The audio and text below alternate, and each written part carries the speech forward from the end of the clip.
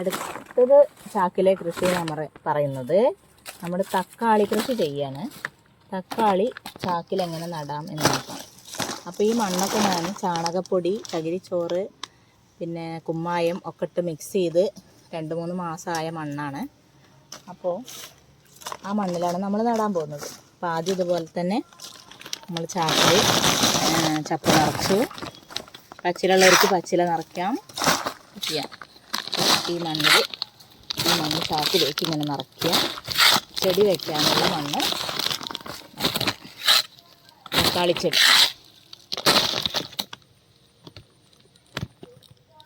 നിറയ്ക്കുക.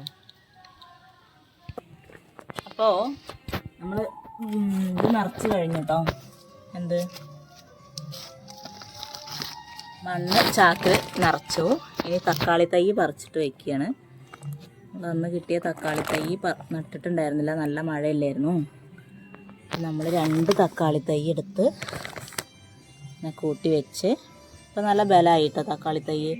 ഇത് പറ്റ ചെറുതായിരുന്നു, അപ്പോൾ അത്യാവശ്യം വലുപ്പം വെച്ച് ഇപ്പം നടുക.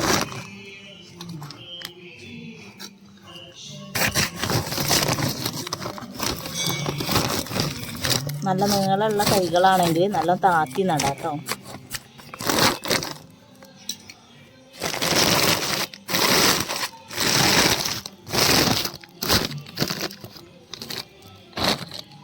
ഇങ്ങനെ തക്കാളി തൈ വെച്ചു. ഇനി ഒരു 10 ദിവസം കഴിഞ്ഞിട്ട് ഇതിനടുത്ത വളം ഇട്ട് കൊടുക്കണം. അപ്പോഴാണ് ഇത് ഉഷാറായി വരുള്ളൂ. അപ്പോൾ നമ്മളിങ്ങനെയാണ് തക്കാളി തൈ ഗ്രോ ബാഗിക്ക് പറിച്ച് നടുക. ഇനി 2 ദിവസം കഴിഞ്ഞിട്ട് നമുക്ക് കഞ്ഞിവെള്ളം പുളിപ്പിച്ച് ഒഴിച്ച് കൊടുക്കാം. അല്ലെങ്കിൽ ഇപ്പോൾ തന്നെ സ്യൂഡോമോണസൊക്കെ കലക്കി ഇതിൻ്റെ കൂടെ ഒഴിച്ച് കൊടുക്കുകയൊക്കെ ചെയ്യാം കേട്ടോ, സ്യൂഡോമോണസ് ഉള്ളവരാണെങ്കിൽ. അല്ലെങ്കിൽ 2 ദിവസം കഴിഞ്ഞിട്ട് ചെയ്താലും മതി. ഉള്ള വളങ്ങൾ എന്താണെന്ന് വെച്ചാലും ഇതിൻ്റെ 4 പുറങ്ങനെ ഇട്ട് കൊടുത്തിട്ട് ഇനിയും മണ്ണ് വളരുന്നതിനനുസരിച്ച് മണ്ണ് കയറ്റി കൊടുക്കുക.